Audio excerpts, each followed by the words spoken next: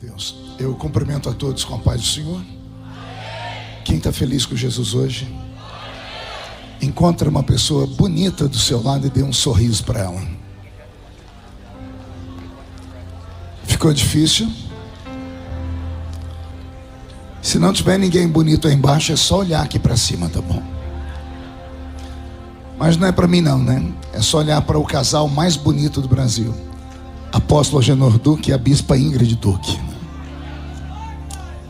Uma alegria estar aqui mais uma vez, meu amigo, meu irmão, meus amigos e meus irmãos, de longa data. Já tem 16 anos. Estou ficando velho. Glória a Deus. Isso aqui não é um congresso comum, é um encontro de vasos. Tem algum vaso aí? Então abra sua Bíblia comigo no livro de Atos dos Apóstolos, capítulo de número 2. Aleluia. Já senti Jesus aqui, já fui abençoado aqui, e eu tenho certeza que coisas grandes o Senhor ainda fará nessa noite. Você vai ver o que Deus vai fazer aqui. Atos dos Apóstolos, capítulo de número 2, é o texto áureo de quem é pentecostal. Não é Johnny do Fogo. Está escrito assim: ao cumprir-se o dia de Pentecostes, estavam todos reunidos no mesmo lugar, e de repente veio do céu um som, como de um vento forte e impetuoso, que encheu toda a casa onde estavam assentados. E foram vistos por eles línguas repartidas como que de fogo, as quais pousaram sobre cada um deles. E todos foram cheios do Espírito Santo, e começaram a falar em outras línguas, conforme o Espírito Santo lhes concedia que falassem. Quem crê no texto, diga: eu creio. Feche a Bíblia, coloque no banco, na cadeira, e pegue na mão da pessoa mais perfumada do seu lado. Eu tentei bonito, não deu certo. Perfumado deve ter alguém ainda. Isso, agora aperte a mão da criatura com carinho até ela falar aleluia. Pentecostal que não faz barulho está com defeito de fabricação, não é? Vamos orar mais uma vez. Senhor, nós te exaltamos e te glorificamos. Há dias esta igreja se tornou a capela do avivamento na capital paulista. Estamos indo para o encerramento da festa. Alguns estão cansados, alguns vieram todos os dias em todos os cultos, e é natural que o corpo físico esteja cansado, mas eu sinto que ainda, Senhor, há um espaço no estômago espiritual deles para comerem mais uma porção do maná que o Senhor vai revelar nesta noite. Senhor, eu estou aqui numa unção terrível. Estou pregando desde domingo passado, todos os dias de maneira ininterrupta. Só esses últimos 4 dias eu preguei para quase 50 mil pessoas, e o céu ficou baixinho, meu Pai. É o encerramento deste carnaval. Enquanto as pessoas se entregaram ao mal, nós nos entregamos às suas mãos, Espírito Santo. A tua palavra diz que o melhor vinho fica para o último dia da festa, Senhor. Então eu estou aqui nesta fé, nesta expectativa de que na medida em que eu estiver pregando, o Senhor vai curar, batizar com o Espírito Santo, libertar, levantar, usar e entregar dons espirituais.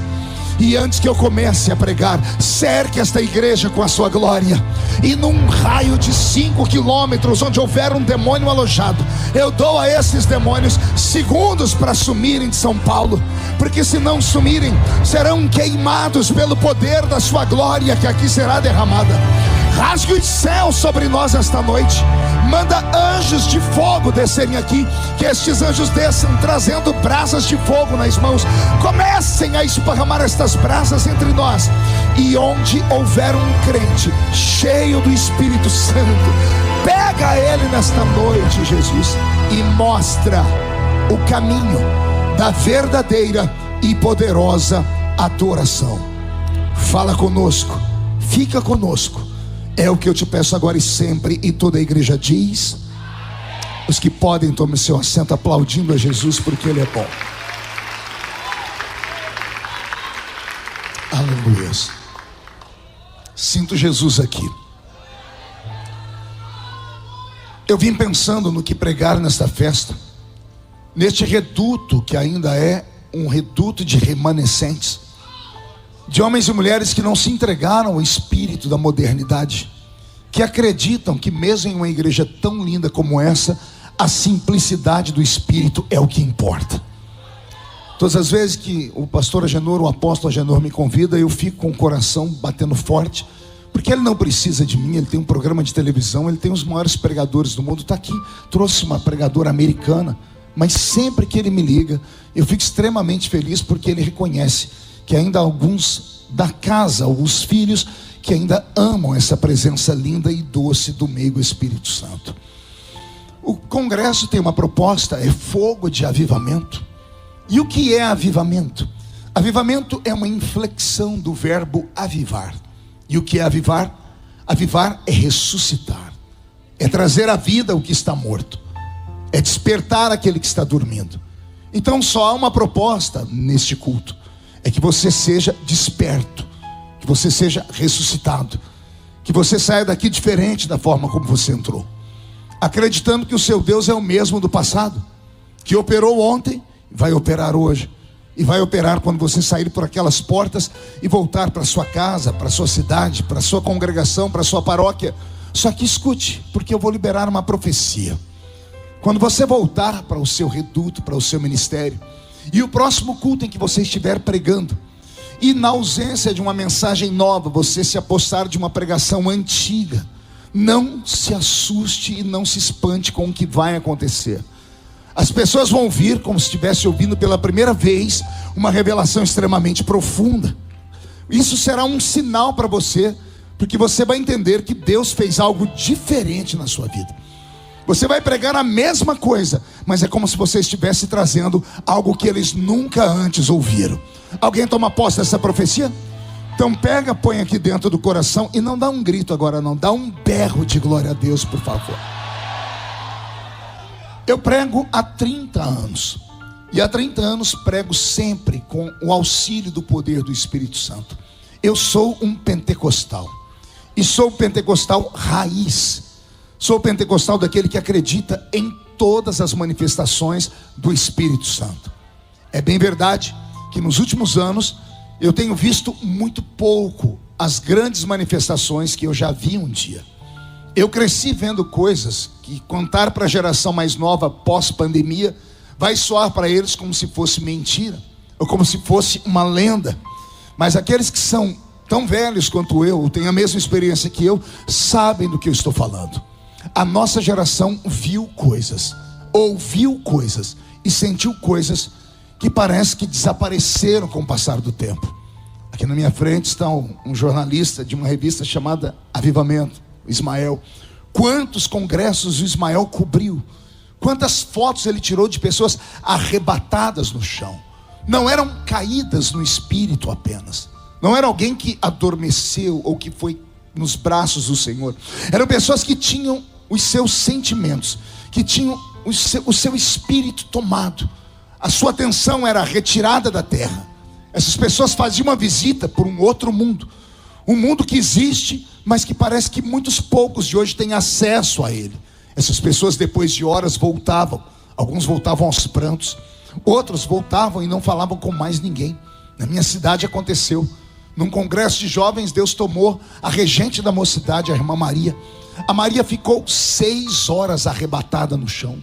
Deus tomou os sentidos dela, e o Senhor levou ela para uma dimensão tão grande que, com o passar dos momentos que ela estava caída no chão, nós vimos como se ela estivesse morrendo. Nós vimos a cor da pele dela mudar, os lábios dela ir ficando brancos, até que nós começamos a falar: Jesus, devolve, devolve, porque eu acho que ela não volta mais. E quando foi 2, 3 da manhã, a Maria voltou. Ela voltou aos prantos e aos gritos. Ela não quis falar com ninguém, levaram ela para casa. Ela passou 3 meses com pessoas tendo que dormir do lado dela, porque a família ficou com medo. Ela desistiu de viver essa vida. Ela não queria mais comer, não queria mais beber, não queria mais nem ir para o trabalho. Ela só chorava. Até que um dia ela resolveu abrir a boca e contar o que ela viu, contar onde ela foi. E ela disse: esta vida perdeu sentido para mim. Eu não quero ficar aqui, eu quero ir para aquele lugar onde eu estava. Eu quero caminhar naquele lugar que eu caminhei. Eu quero estar ao lado daqueles com quem eu estava. E ela falou para nós sobre a existência do céu e do inferno. Ela trouxe mensagens profundas. A minha geração viveu isso. A pergunta que eu faço é: o que aconteceu? Jesus mudou. Ele não tem mais interesse em nos dar esses poderes sobrenaturais. A proposta deste congresso é falar sobre o despertar dos dons. E eu acredito que os dons do Espírito Santo não desapareceram. Eles foram interrompidos. Mas quem sabe, nesta noite, a gente não consiga encontrar aqui meia dúzia de homens e mulheres capazes de tocar o coração de Deus e Deus destravar. E Deus fazer cair sobre nós uma cachoeira de dons do Espírito Santo. E quando você sair daqui e atravessar as portas desta igreja, o céu caminhar sobre você, a sua sombra levantar paralíticos, os seus olhos enxergarem aquilo que os olhos normais não veem mais, e a sua boca falar coisas que a boca normal já não fala. Alguém acredita nisso? Alguém deseja isso? Então pega isso, coloca no seu coração e dê mais um grito de glória a Deus. Em Atos dos Apóstolos capítulo 2 está o nascimento da igreja. Está ali o início de como o Senhor tinha um modelo de igreja que Ele queria que o mundo conhecesse. Ali está o nascimento da igreja de Cristo. O apóstolo São Paulo, inúmeras vezes em suas cartas, disse a alguns outros irmãos: quisera eu ter estado convosco nesse Pentecoste para comemorarmos na grande festa. Que festa? A festa da inauguração da igreja. A igreja, como conhecemos, teve início em Atos dos Apóstolos. Ela nasceu debaixo de um barulho forte. Ela nasceu debaixo de uma glória fantástica. Ela nasceu debaixo de sinais, de prodígios e de maravilhas. Ela nasceu com visões. Ela nasceu porque ela ficou na expectativa de que Cristo cumpriria o que Ele havia falado: ficai em Jerusalém, até que do alto sejais revestidos do poder de Deus. Foi assim que a igreja nasceu. Como a igreja nasceu debaixo de visão, debaixo de graça, de glória, de sinais, ela deveria ter mantido esta chama acesa. Só que manter a chama do Espírito acesa não é fácil, porque a nossa luta não é contra a carne ou contra o sangue, é contra espíritos da maldade, principados, potestades, hostes malignas. A nossa luta não são com esses demôniozinhos que eu chamo de demônios kamikazes, que de vez em quando se manifestam no culto para chamar a atenção. A nossa luta não é contra Zé Pilintra, Zé Pilantra, Exu Caveira, Tranca-Rua, demônios que são aqui territoriais, brasileiros. Se for dos Estados Unidos você não encontra eles, lá tem outros nomes. Não, a nossa luta não é contra essas coisinhas pequenas. A nossa luta são contra principados de verdade. Principados capazes de paralisar anjos, de amarrar entidades como os anjos, que são entidades santas. Você deve se lembrar do livro de Daniel, que depois de orar por 21 dias, o céu se abriu diante dele e desceu Gabriel, um dos anjos primários, um dos príncipes. E foi Gabriel que contou a história dele: a tua oração foi ouvida desde o primeiro dia, mas eu não consegui chegar perto de você, porque o príncipe do reino da Pérsia me prendeu. O dia que eu li isso a primeira vez, eu fiquei assustado, porque os meus professores de escola dominical e os meus velhos pais falavam que não tem demônio capaz de prender um anjo, que anjo é extremamente mais forte. Se é verdade, por que Gabriel ficou preso por 21 dias? Existem espíritos, existem potestades que mandam em territórios. Eles mandam em países, mandam em estados, eles mandam em cidades, eles mandam em bairros, eles mandam em ruas, eles mandam em famílias. Essas entidades ficam escondidas, e elas só se manifestam quando algo as provoca, quando aparece no meio do caminho alguém que tem uma autoridade diferenciada, porque a igreja está acordada, porque a igreja brasileira está desperta, porque existem homens e mulheres que acreditam que é possível ser para frente sem deixar Jesus para trás, que é possível ser moderno sem ser mundano, que é possível ser luz nas trevas. Enquanto tem meia dúzia de crentes neófitos dizendo: olha lá, também ela foi no carnaval. Ô, seu Bocó, ela pelo menos teve coragem no carnaval invocar o nome do Deus dela. Jesus levantou cada um para uma missão. Se a sua missão é para falar de Jesus na praça pública, vá lá e fale. Se Jesus levantou alguém para falar entre artistas, deixe ele usar aquelas pessoas lá. Ele me levantou para falar do parlamento. E há 13 anos atrás, quando eu fui falar que eu ia desviar, que eu ia perder a fé, que a igreja brasileira ia perder um profeta, 13 anos depois as pessoas dizem: não, ele é o nosso profeta lá dentro. O que muda as pessoas não é o ambiente, é o caráter da pessoa quando é fraco. Ei, o Egito nunca mudou José. Babilônia nunca mudou Daniel. Foi Daniel que mudou a Babilônia. Foi José que mudou o Egito. Deus vai usar a sua vida para mudar a sua cidade. Não, a minha proposta para você nesta noite, enquanto eu prego, é que Jesus desperte um dom em você. Mas esse dom não vai ser um dom com D minúsculo. Não é um dom que você recebe aqui e perde ele ali. Vai ser assustador. Eu vou usar palavras que vai chocar você. O que Deus vai te dar vai ser terrível. Pergunte por quê? Porque você vai ficar com medo de se olhar no espelho. Alguns de vocês vão receber nomes depois dessa noite. E não se assuste nem se escandalize. Irão te chamar de bruxo. Irão falar que você é um feiticeiro. E deixe falar, não importa o que falem, desde que fale de mim. Me ensinou a minha velha mãe. Deixa as pessoas virem e ver. E aí alguns feiticeiros de verdade vão lá te encarar. E aí é a hora de você mostrar qual é o Deus de verdade. Porque o Deus de verdade vai derramar fogo. Aqui em Atos dos Apóstolos capítulo 2, o Senhor pegou homens e mulheres normais e os transformou em anormais. Existem dois tipos de crentes: o normal e o anormal. Pregar para um crente normal é muito chato. Ele só acredita no que é racional. Ele só compreende naquilo que a mente dele não tem que fazer um exercício mental para acreditar. Você fala, ele diz: é verdade. Quando você fala alguma coisa mais profunda, mais poderosa, ele faz assim: será? Tem que estudar, tem que ler primeiro.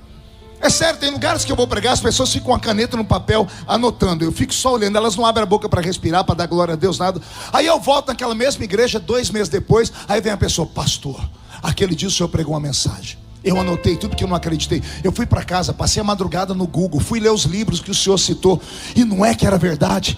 Glória a Deus hoje. A criatura levou 2 meses para dar glória a Deus. E lá na mesma igreja tinha um crente que só tinha 2 dentes da boca: o zagueiro e o atacante. Ele era analfa de pai e beta de mãe, não tinha cultura nenhuma. Mas tudo que eu falava ele gritava: eu creio, é meu, fala a Deus, eu recebo. Enquanto o outro levou 2 meses para acreditar, aquele já estava 2 meses na frente dele, operando nos dons com o Espírito Santo. É disso que eu estou falando. Eu não vim pregar para os normais. Os normais que não quiserem me ouvir, a porta da rua é serventia da casa.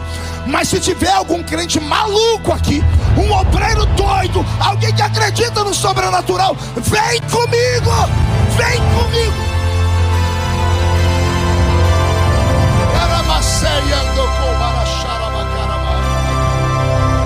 Meu Deus, meu corpo arrepiou inteirinho.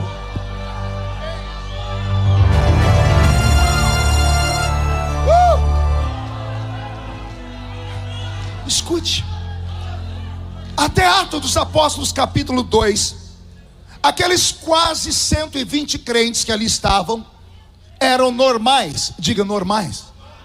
E como normais, eles usavam para viver nesse mundo os 5 dons que Deus deu a todos os normais, com exceção daqueles que nascem com algum tipo de anomalia física. Todo ser humano recebeu nesta vida de Deus 5 presentes. A ciência chama de 5 sentidos. São eles: olfato, visão, audição, paladar e tato. Vamos fazer um exercício de novo: olfato, visão, audição, paladar e tato. Pergunte para mim: para que eles servem? Esses sentidos servem para que o mundo físico ao nosso redor seja real para todos nós. Eu só posso ver a beleza da sua roupa com os meus olhos. Ele deu um abraço aqui no nosso apóstolo Agenor. O meu olfato detectou que ele não usa mais perfume do Avon. É sério, perfume que ele usa nem português fala mais. Tá aparecendo filho de barbeiro de tão perfumado. Só percebi por causa do meu olfato. São os meus ouvidos que são trilhados por essa música linda que o Roberto está tocando, porque eu ouço e aqui eu vou operando e ele vai anestesiando. Através do meu paladar, permitindo Deus, no fim do culto eu vou comer alguma coisa. Que eu estou cansado de nos lugares pregar e as pessoas dizem: venha, nós vamos tratar o senhor como se trata de um anjo. A gente vai cuidar do senhor igual a gente cuida de um anjo. Anjo não come, não dorme, não descansa, não toma banho. Não, eu quero ser tratado como ser humano. Meu paladar quer comer, quero experimentar. E através do meu tato eu percebo a densidade dessa tribuna, e por isso eu não caio, eu me equilibro. Os 5 sentidos, portanto, servem para que o mundo material seja real para todos nós. Amém? Mas isso Deus deu para todos os normais. Mas em Atos dos Apóstolos capítulo 2, aqueles homens e mulheres normais, naturais, que tinham apenas 5 sentidos, receberam uma visitação. Receberam um poder. Veio sobre eles algo sobre-humano. Veio sobre eles algo etéreo. O que é etéreo? É translúcido. Veio sobre eles algo eterno. O que veio sobre eles não veio da horizontal, veio da vertical. Tanto é que eles mesmos olhavam uns para os outros e viam línguas repartidas como que de fogo, que descia sobre a cabeça deles. Eles falavam em outros idiomas entre eles mesmos. Homens e mulheres que não iam em escola começaram a receber outro idioma. O que aconteceu com eles? Esses homens e mulheres que tinham 5 sentidos, respire fundo, receberam o 6º sentido. Então, teve uma irmã ali atrás que fez o sinal da cruz. Deve ter sido a mãe de Chiqueiro. Deve ter caminhado lá nos terreiros, porque é lá que eles falam sobre isso. Mas tudo que eles vivem lá é apenas uma imitação barata da realidade que nós podemos receber de verdade. Quando o Senhor Jesus batiza um crente com o Espírito Santo, Ele dá a esse crente um 6º sentido. Para que serve o 6º sentido? Assim como os outros 5, que são sentidos físicos, que dá a esse crente a percepção do mundo natural, do mundo físico, o 6º sentido, ele é um dom extrasensorial. Ele é um dom metafísico. Ele é um dom espiritual. E para que é que ele serve? Ele serve para trazer à existência a percepção de um mundo invisível que está entre nós. Alguns não sabem o que é uma igreja. Algumas pessoas não sabem o que é um culto. Se soubessem o que é um culto de verdade, não ficariam em celular, não ficariam mascando essa desgraça desse chiclete, não ficariam trocando carícias aqui dentro da igreja, que tem uns casaizinhos ali atrás, que só Jesus na causa. Alguém avisa a eles que aqui não é lugar disso. Pode dar beijo, passar a mão nas costas da garota lá fora. Esse lugar aqui é um quartel-general. Para que serve uma festa como essa? A Genor não me trouxe aqui porque eu sou bonitinho, eu tenho espelho em casa. Ele me trouxe aqui porque eu sou um soldado de um batalhão como você. Só que eu sou um soldado testado. Eu sou um soldado que passei por vários campos de batalha e venci. Todas as vezes que alguém traz um pregador, é porque esse pregador é um soldado com patente mais alta, que veio aqui para repartir experiências. Entende isso? Então eu estou aqui para te dar ensinamentos dos quais eu tenho vivido. Jesus nos deu o 6º sentido para que o mundo espiritual seja real, e muitos não têm a percepção nem do que é um culto. Por exemplo, na carta de Paulo aos Coríntios, no capítulo 11, Paulo vai desenhar o culto. Ele diz: quando vocês se ajuntam, nada acontece. Mas quando vocês se ajuntam, uns têm salmos, louvores, e outros têm testemunho, palavra. Ele diz: quando mistura o louvor com a palavra, o louvor com o testemunho, vocês saem da terra e entram nas regiões celestiais. Aqui está o problema, porque algumas pessoas entram na igreja e não recebem nada. Pergunte por quê? Porque entrar na igreja qualquer um entra, até cachorro entra. Fizeram por aí uma piada. Por que o cachorro entrou na igreja? porque a porta estava aberta. E alguns crentes modernos acham que só por terem vindo aqui, mas eu paguei Uber, o senhor não sabe, tomei 3 ônibus, eu fiz um sacrifício de estar aqui, então só de estar aqui o senhor tem que dar glória a Deus. Não dou não. Não adianta entrar na igreja e não entrar no culto. E você que está assistindo em casa, aprenda isso. Pastor, me explique. Explico. A minha fé é uma fé carismática. Eu sou pentecostal, já disse. A nossa fé pentecostal é uma fé que nos dá o direito de caminharmos entre 2 mundos. Com um pé nós pisamos nessa terra, e com o outro podemos pisar nas regiões celestiais. Os milagres não atingem essa dimensão. Os milagres atingem uma dimensão espiritual. Tanto é que se ficar todo mundo me olhando com essa cara de paisagem, não vai acontecer nada. Mas se de repente você trocar essa sua boca travada, essa sua boca de aço, essa sua língua de ferro e esse queixo de concreto por um grito de glória a Deus extravagante, se você tirar esses olhos secos, parecendo olho de sapo que morreu no dia de enchente, e colocar lágrimas e emoções nele, se você parar de ficar me olhando com essa cara feia, parecendo que foi batizado num pote de vinagre, e ficar dizendo, eu quero porque eu acredito, aí nós vamos sair da terra e vamos entrar nas regiões celestiais. É simples assim. Vocês já perceberam que tem homens e homens, mulheres e mulheres de altar, cada um é usado de um jeito? Tem uns que quando agarram o microfone já dá arrepio na gente. Por quê? Porque eles são portadores de uma unção. O que é uma unção? É uma chamada específica. A palavra Cristo, com C maiúsculo, significa o ungido. Jesus, o Cristo. Jesus, o ungido, portador de uma unção, escolhido para algo específico. Jesus ia falar, as pessoas abriam a boca e diziam, que homem é esse, que tudo que ele fala a gente sente. Quando Jesus chegou, ele gritou, é chegado o reino de Deus entre vós. E o que é o reino de Deus? É a batalha do mal contra o bem, e o bem sempre vencendo. O que é o reino de Deus? Onde ele chegava tinha um doente, ele ia e curava. O reino de Deus ficou ali, perfeição. Ele chegava, tinha um morto. Onde ele chegava, a morte saía. Você percebeu na Bíblia que nenhum morto ficou morto perto dele? Você nunca se perguntou, por exemplo, por que Jesus morreu antes dos 2 ladrões da cruz? Já se perguntou isso ou não? Ele foi crucificado entre 2, sim ou não? Ele sofreu igual os outros 2, todos foram tratados da mesma forma. Por que Jesus morreu antes? Porque ele era mais fraquinho do que eles? Não, pergunte para mim, por quê, pastor? Porque se os 2 que tivessem do lado dele morressem antes dele, era morrer e ele gritar, ressuscita. Se morrer, ressuscita. Ninguém ficou morto perto dele. Vou falar de novo, Jesus nunca respeitou a morte. Jesus nunca ficou num lugar para velar um defunto. Por quê? Morte é o oposto de avivamento. Onde ele chegou, o que estava morto ressuscitou. Havia uma unção sobre ele. É esta unção que Jesus quer te dar hoje. Quando você abrir a boca depois dessa noite, onde você tocar, onde você chegar, o que estava morto vai ressuscitar. E se alguém crê nisso, agora não dá um grito não, dá um berro de glória a Deus aqui dentro, por favor.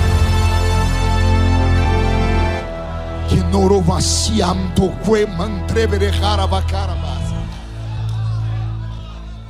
o sexto sentido, esse dom extrasensorial, vai te dar a habilidade de perceber o mundo invisível ao seu redor. Por exemplo, o apóstolo Paulo, na carta de Paulo aos Coríntios, ele diz que quando nós nos ajuntamos e a gente sai da terra e entramos nas regiões celestiais, a gente pode ter a percepção de que não estamos sozinhos no culto. Lembra de um recado que ele mandou para as mulheres? Mulheres, se vistam bem, se vistam com pudor e respeito, porque os anjos de Deus estão entre vós no culto. Alguém acredita nisso? A Bíblia diz que o anjo do Senhor acampa ao redor daquele que o teme e o livra do mal. Amém? Quer dizer que para cada crente que tem aqui, tem um anjo. Então tem 2 multidões aqui. Uma multidão é visível, a outra multidão está um passo acima. Eles estão aqui. Pastor, eu não os vejo. Não vê, porque eles não são dessa dimensão. Eu não os sinto, não os sente, porque só pode percebê-los se você estiver com o seu espírito treinado. Você nunca ouviu a história de um seu vizinho, de uma amiga sua, de uma parente que tinha visões, que escutava vozes, e aí alguém levou ela para um lugar para ela desenvolver a mediunidade? Quem já ouviu falar disso? Se aquela pessoa tivesse sido trazida para um culto pentecostal e despertado o dom, teria nascido um profeta. Alguns seres humanos têm a percepção do mundo invisível. Por que Davi era diferente de todo mundo? Porque ele era sensitivo. Tudo que ele fazia era para Deus, tudo que ele cantava era para Deus. Não saía nada da boca dele que não fosse coisas sobre Deus. Ele tinha um pecado miserável que fosse, mas ele pegava aquela harpinha dele, chorava, contava os seus pecados, e Deus parava para ouvi-lo. Um dia Davi percebeu que ele passou uma temporada sozinho, então ele falou: Deus, eu quero colocar à disposição do Senhor aqui o meu trono. Pode tirar o meu trono, pode tirar a minha riqueza, pode tirar a minha fama, só não retires de mim. Só não retires de mim a sua presença.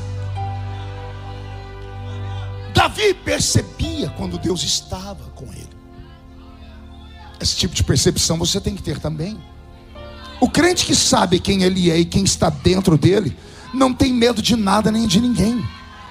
Não tem demônio no inferno, não tem homem na terra, não tem anjo no céu, não tem bala perdida, não tem AIDS, não tem HIV, não tem essas doenças de respiração que nós estamos passando aí, como Covid, dengue, não tem ameaça de traficante, não tem governo, não tem nada, porque ele sabe que quem está com ele é maior do que todos. Não foi isso que o apóstolo colocou para nós aqui no texto? De um rapaz que ficou com medo. Aí aquele que estava com ele era sensitivo, disse: Senhor, abre os olhos do rapaz para ele ver o que eu já estou vendo. E quando abriu os olhos, o rapaz viu o mundo invisível. O sexto sentido serve para isso, para você ter a percepção de que onde você colocar a planta do seu pé depois de hoje, o inferno vai ter que se curvar. Você já é e nem sabe. Quem aqui já foi fazer uma oração numa casa, uma visita no hospital, foi numa empresa, foi orar por alguém? Quem já fez isso? Quem aqui, ao fazer isso, quando botou o pé naquele lugar, subiu um arrepio? Veio da canela até aqui em cima, você tremeu tanto que você esqueceu que era crente e falou: passa a morte que eu estou forte. Quem já viveu isso? Ora, criaturas, por que você se arrepiou? Por que quem estava com você não sentiu nada? Por que a família que estava vivendo aquele inferno pelo qual você foi orar não percebeu nada? Por que você percebeu? Simples. O seu corpo foi apenas o veículo que reverberou aquilo que o seu espírito percebeu.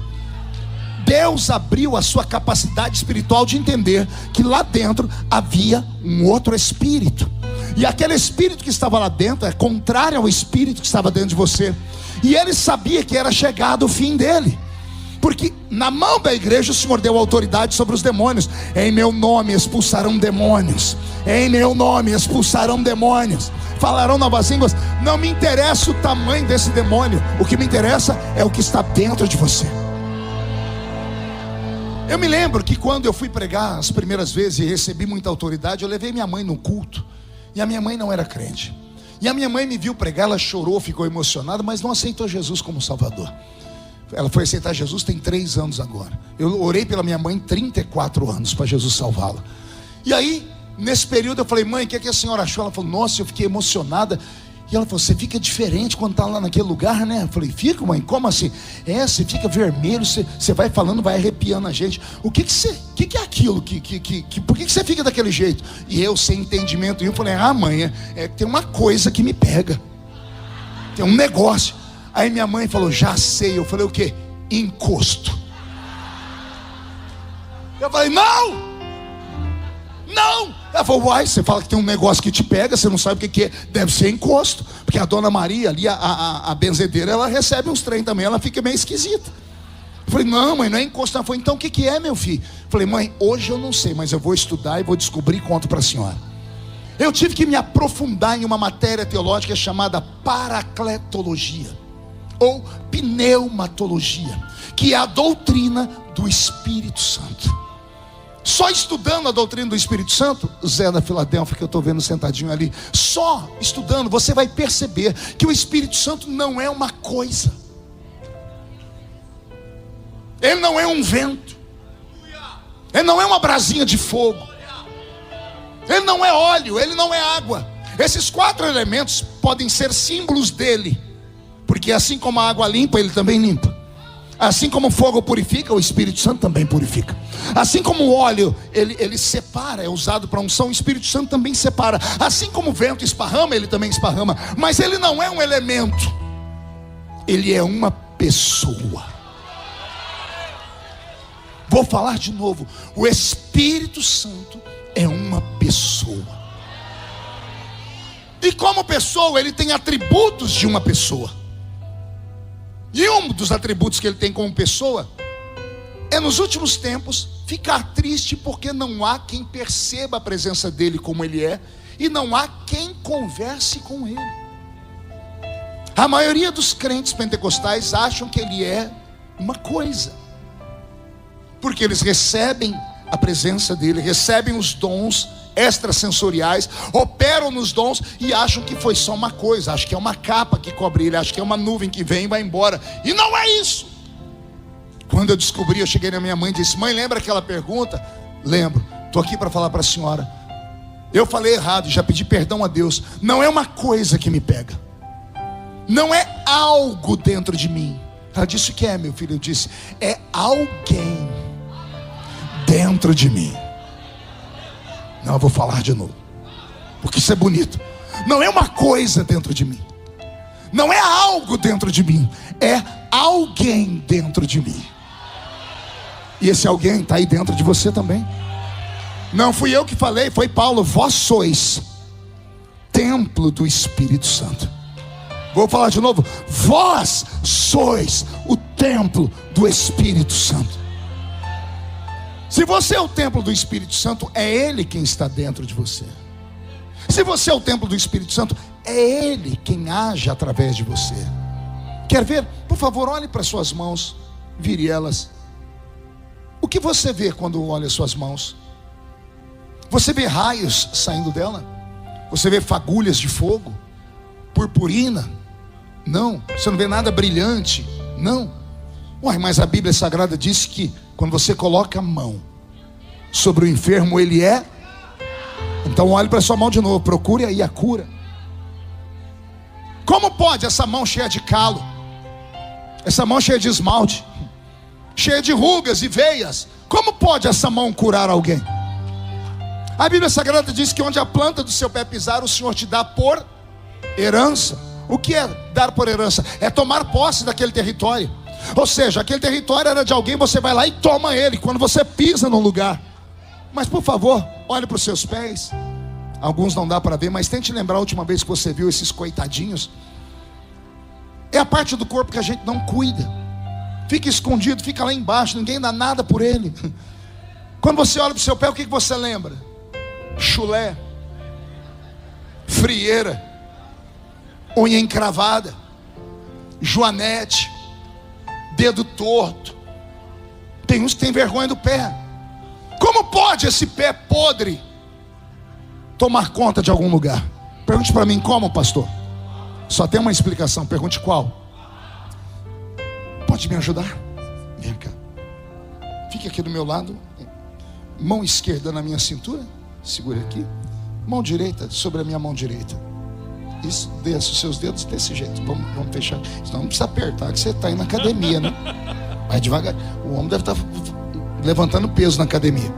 Pé direito, pé esquerdo. Vamos caminhar.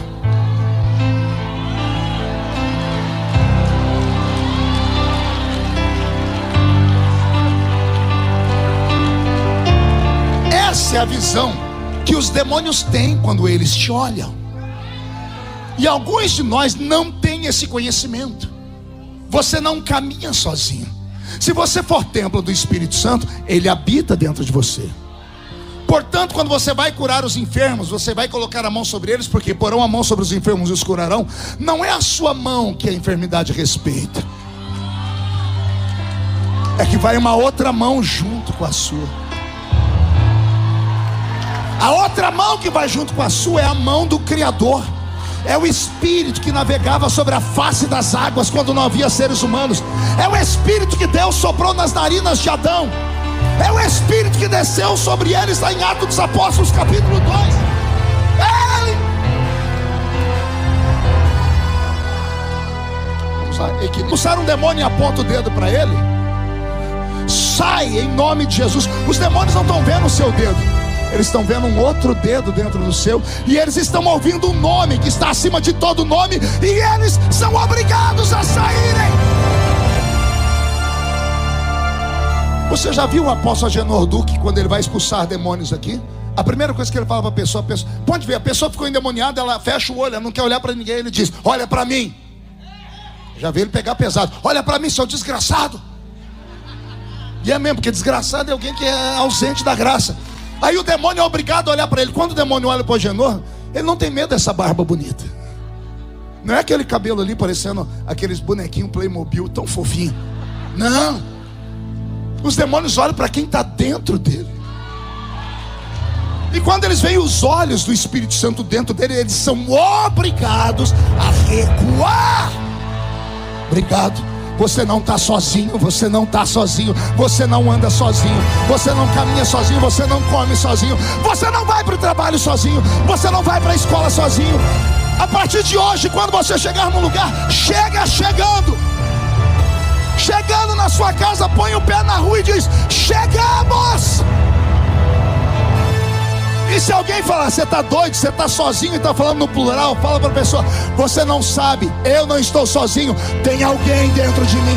Nós estamos chegando. Meu Deus, até a minha barba está arrepiada. Desperta o dom que há em ti. Desperta esse dom nesta noite. E não vai ficar na sua frente Zé Pilintra, Zé Pilantra, Chucaveira, Tranca-Rua, Preto Velho, obra de feitiçaria. Não tem bala perdida, não tem ameaça. Nada.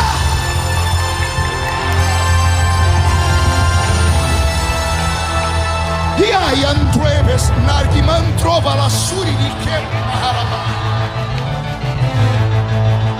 Ariashi aqui a to tremer, Marnaria trovas, Radagai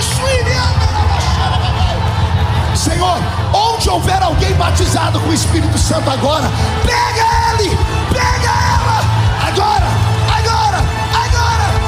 já!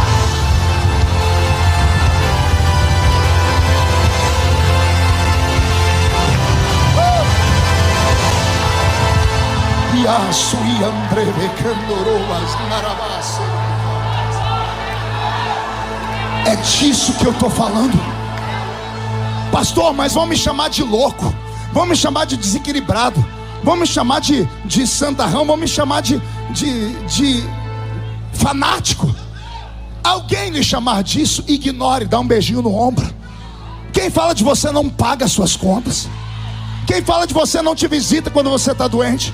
Não vai lá olhar a sua despensa quando está faltando tudo. Então não é para eles que você está gritando aqui. Você está adorando aquele que fez os céus e a terra. Meu último ensinamento: eu não grito porque eu quero. Tem uns crentes que são maldosos. Tem uns que ficam me filmando enquanto eu estou pregando. E quando eles veem eu dar um grito, eles dão um zoom e congelam a imagem para mostrar a minha goela. E aí me mandam pelo Instagram: o que o senhor achou, pastor? Eu falei: o sangue de Jesus tem poder. Eu fui reclamar com o irmão, ele disse: mas é o senhor que está gritando. Se o senhor não quer, o senhor grita por quê? Aí eu respondi: eu não grito porque eu quero. Tem alguém dentro de mim dizendo: grita, adora, dá uma adoração extravagante. Deixa te chamar do que for, porque aquele que fica cheio do Espírito Santo, ele edifica a si mesmo. E quem fala em outras línguas não fala a homens, senão a Deus, porque em mistérios fala com o único capaz de entender. Então, se você é batizado com o Espírito Santo, para de falar com a comadre, para de falar com o compadre, vai falar no ouvido do Eterno. Você fala, ele te escuta. Você fala, ele escuta e responde. De pé, porque eu já vou encerrar. Não quero judiar de vocês. Os dons do Espírito Santo existem e são reais. Agora escute 3 capítulos da Bíblia que eu te dou como lição de casa para o resto dessa semana. 1 Coríntios capítulo 11, capítulo 12, capítulo 13 e 14. Esses 4 capítulos, leia, mastigue, coma. Você vai ver que é uma sequência. A Bíblia não foi escrita em capítulos nem em versículos. Paulo pegou a caneta dele, uma pena com nanquim, foi escrevendo. Foram os homens que catalogaram em capítulos e versículos. Os homens que achavam que ele estava mudando de assunto, mas não estava. No capítulo 11, Paulo fala sobre o culto. Querem ter um culto sobrenatural? Respeitem a presença dos anjos que estão entre vocês e dê a Deus um culto racional, mas com louvores e testemunho. Aí Paulo diz: quando vocês começam a adorar a Deus, vocês ficam cheios do Espírito Santo. O batismo com o Espírito Santo não é só um sinal, ele é uma chave. Pergunte para quê? Uma chave que te dá autoridade para abrir a porta de um armário. Só que esse armário não fica nesse plano, ele fica nas regiões celestiais.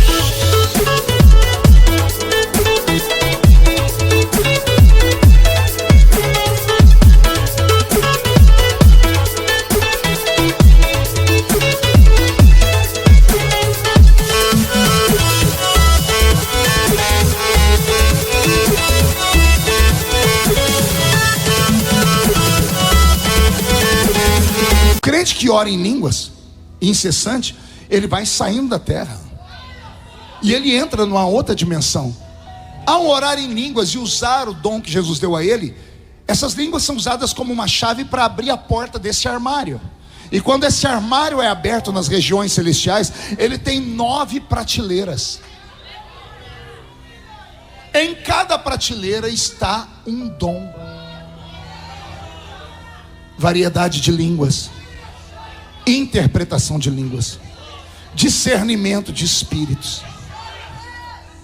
a palavra do conhecimento, dons de operação de maravilhas, dons de curar os enfermos, dom da fé. Existem coisas sobrenaturais que Deus deu para nós. E sabe o que eu acho mais lindo, Agenor? É que ao invés de Jesus pegar e ensinar o Pentecoste para Pedro e João, porque Pedro e João eram analfabetos. João foi aprender a ler depois dos 90 anos na ilha de Patmos, porque recebeu uma ordem de Jesus: tudo que você vê, escreve. O coitadinho saiu com 90 anos da ilha de Patmos, entrou numa escola, aprendeu a ler e escrever para escrever o Apocalipse para nós e as suas cartas. Pedro nunca escreveu. Quem escrevia eram os discípulos dele. O Evangelho de Marcos foi ditado por Pedro, escrito por Marcos, porque Pedro não sabia ler nem escrever. Por que eu estou dizendo isso? Porque falam que Pentecoste é só para gente burra, ignorante, ou um preconceito. Eles falam: pode ver, as igrejinhas mais barulhentas são aquelas que estão caindo aos pedaços. Preconceito. Quando Jesus quis sistematizar o poder do Pentecoste, ele não falou com Pedro e João, ele chamou um erudito. Sabe o que é um erudito? Um intelectual. Jesus pegou um homem que era doutor da lei, ou seja, ele era advogado. Um homem que era poliglota, que falava: eu falo mais línguas do que todos vocês. Um homem que tinha cidadania dupla, judaica e romana. Um homem que vinha da aristocracia judaica, um homem rico.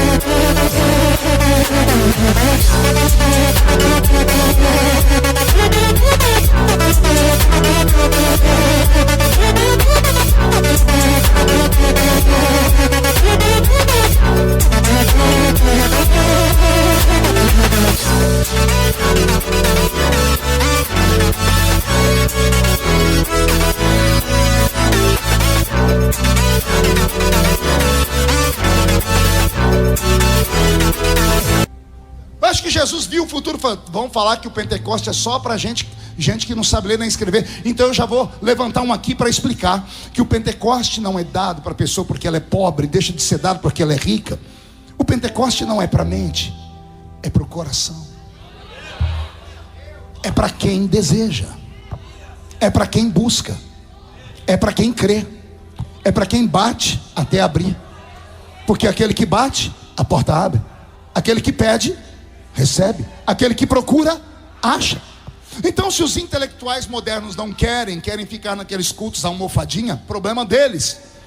Mas se tiver aqui alguém que é formado, como eu sou formado, a apóstola Agenor é formada, é jornalista. Aqui deve ter outros que são advogados, são médicos. Essa história de que o evangelho pentecostal é só para gente ignorante é conversa do diabo. Não me importa o nível intelectual que você tem, o que me importa é que se você buscar, se você crer, o Espírito Santo vai fazer uma parceria com você. E vocês vão sair daqui de mãos dadas. E quando você pisar na rua da sua casa, vai haver um rebuliço naquele lugar. Alguém acredita nisso? Olhos fechados. E eu termino. Eu quero fazer uma oração. É uma oração meia doida. Tem muito tempo que eu não faço. É uma oração de transferência de unção. O senhor acredita, pastor? Eu acredito. Deus tirou do espírito de Moisés e repartiu com 70 no meio da congregação. Eliseu desejou de Elias e recebeu a porção dobrada do espírito de Elias. Jesus um dia chamou os 12 discípulos e fez assim na cara deles, ó. E tendo assoprado sobre eles, disse: recebei o Espírito Santo.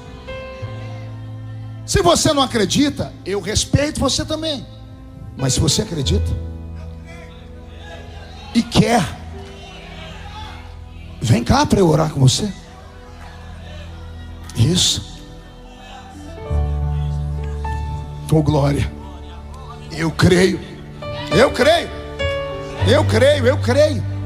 Eu creio que não precisa nem tocar. Não. Eu creio que está liberado aqui. O que você tem que fazer? Fechar os olhos e desejar e pedir e começar a orar. Por quê? Porque a presença do Espírito Santo é tremenda. Você não pode ter medo. Você poderia estar em qualquer lugar, mas você veio para esta conferência nessa noite. Feche seus olhos. A sarça vai começar a fumegar. Se é verdade o que eu preguei, se é possível, da mesma unção que o Senhor me deu, da unção que o Senhor deu ao apóstolo Agenor, reparte esta unção com esta multidão. Levanta o seu filho com a sabedoria da palavra. Levanta a sua filha com a revelação sobre as enfermidades. Levante todos com autoridade contra demônios. E quando, Senhor, eles começarem a operar em uma outra dimensão depois dessa noite, o céu vai ficar bem baixinho. Deus, onde houver alguém que o Senhor está dando este dom, marca eles agora. Toca neles agora.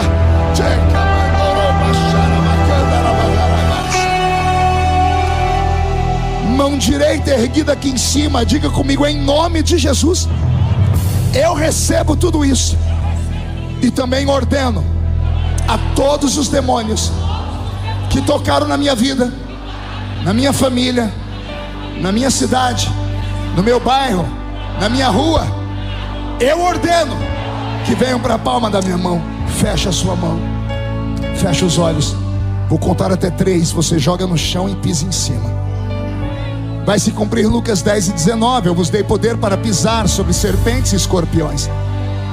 Depois que você pisar, você vai abraçar 2 pessoas, porque a Bíblia diz que quando 2 ligam na terra, está ligado no céu. 1, você nunca mais será o mesmo. 1,5, sua família sentirá orgulho de você de novo. 2, quem viver verá, para ver o que Deus fará na sua vida depois desta noite. 2,5, a sua casa será chamada de casa do avivamento. 3, jogue no chão, pise em cima.